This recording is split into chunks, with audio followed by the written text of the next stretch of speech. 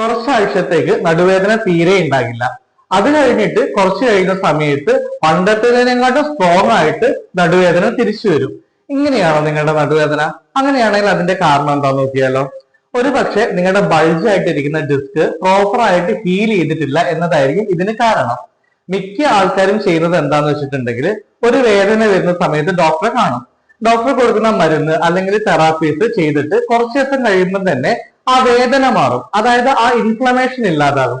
അവിടെയുള്ള നീര്, തടുപ്പ്, ചൂട്, വേദന ഇതൊക്കെ ഇല്ലാതാകും. ഇതില്ലാതാവുന്നതോട് കൂടിയിട്ട് ആ ട്രീറ്റ്മെന്റ് അവിടെ വെച്ച് സ്റ്റോപ്പ് ചെയ്യാന്നുള്ളതാണ് മിക്ക ആൾക്കാരും ചെയ്യുന്നത്. അപ്പൊ ഇങ്ങനെ ചെയ്യുന്ന സമയത്ത് ഇൻഫ്ലമേഷൻ പെട്ടെന്ന് മാറും. പക്ഷെ ബൾജ് ചെയ്തിരിക്കുന്ന ആ ഒരു ഡിസ്ക് ഹീൽ ചെയ്യാൻ വേണ്ടിയിട്ട് അത്യാവശ്യം സമയം എടുക്കും എന്നതാണ് സത്യം.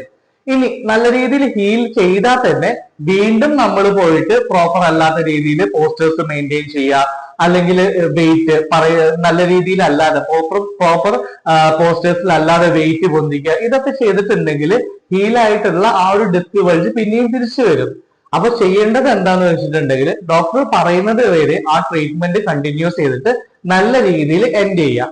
പിന്നെന്ന് പറയുമ്പോൾ നമ്മൾ ട്രീറ്റ്മെന്റ് കഴിഞ്ഞാൽ തന്നെയും ഡോക്ടറുടെ നിർദ്ദേശപ്രകാരം ഒരു 6 to 8 വീക്കോളം സ്ട്രെച്ചിങ് എക്സസൈസുകൾ കണ്ടിന്യൂസ് ചെയ്യാം. പ്രോപ്പർ ആയിട്ടുള്ള പോസ്റ്റേഴ്സ് മെയിൻറ്റെയിൻ ചെയ്യുക. ഒരുപാട് സമയം ഇരുന്ന് ജോലി ചെയ്യുന്നത് നിർത്തുക. ഇങ്ങനെയൊക്കെ ചെയ്തിട്ടുണ്ടെങ്കിൽ നമ്മുടെ മാറിയിട്ടുള്ള നടുവേദന പിന്നെ തിരിച്ചു വരാൻ വേണ്ടിയിട്ട് സാധ്യത കുറവാണ്. Thank you.